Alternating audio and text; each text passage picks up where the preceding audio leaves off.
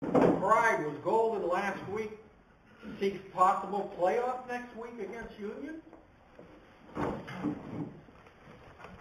We'll see, where things fall in regards to that. And I'll talk about that in a second.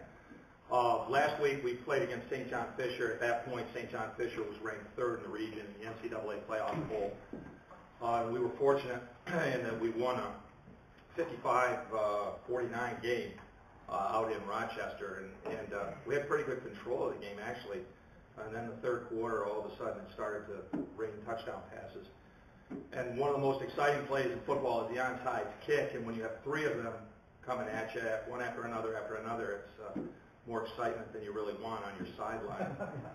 We actually were able to recover two of them, but one of them at the end of the game allowed them to take another shot, perhaps to tie it. And all of a sudden, in the end of the game, the ball's being lateraled back and forth in one of those plays. And quite honestly, we hadn't really defended that. That's not in our defensive play sheets. And finally, they put the ball on the ground and it ended the game. But it was a good win being able to go up there.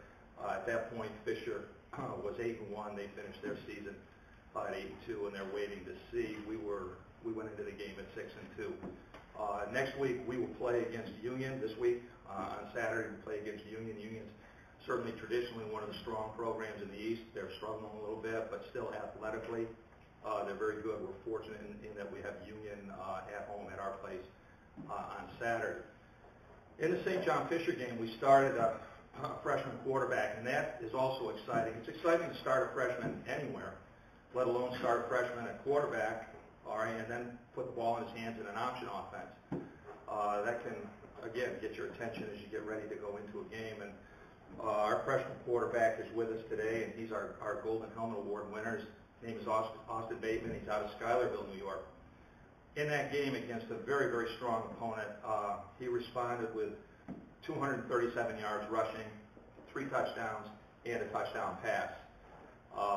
The thing about Austin that's just exciting about him as a player is he does all the things that we can't coach, and all the coaches in the room certainly understand what that means. And he's able to break a team down that assigns a defender to his phase of the option. He's able to break that defender down one-on-one. Fortunately, in practice, we tell him that that's not going to work in the real world. All right, and then all of a sudden in the game, you get a certain look, and he just makes the kid miss.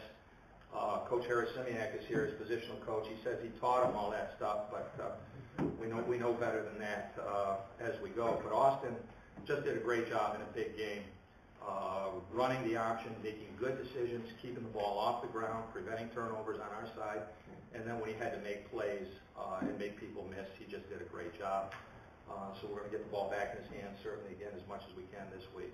But Austin, congratulations on winning the gold helmet.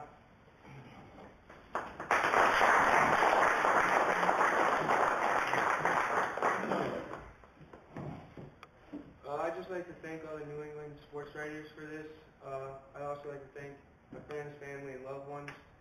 And most of all, I'd like to thank my teammates and my coaches for just helping me out and just believing in me. And thank you. To conclude, as we finish up next week, if we're fortunate enough against Union to win, hopefully we'll be eligible probably maybe for an ECAC game. I think the NCAAs at this point are probably a reach as far as any two-loss team goes. But hopefully if we can, keep the wheels on the wagon and do well against Union, maybe we'll get an ECAC game.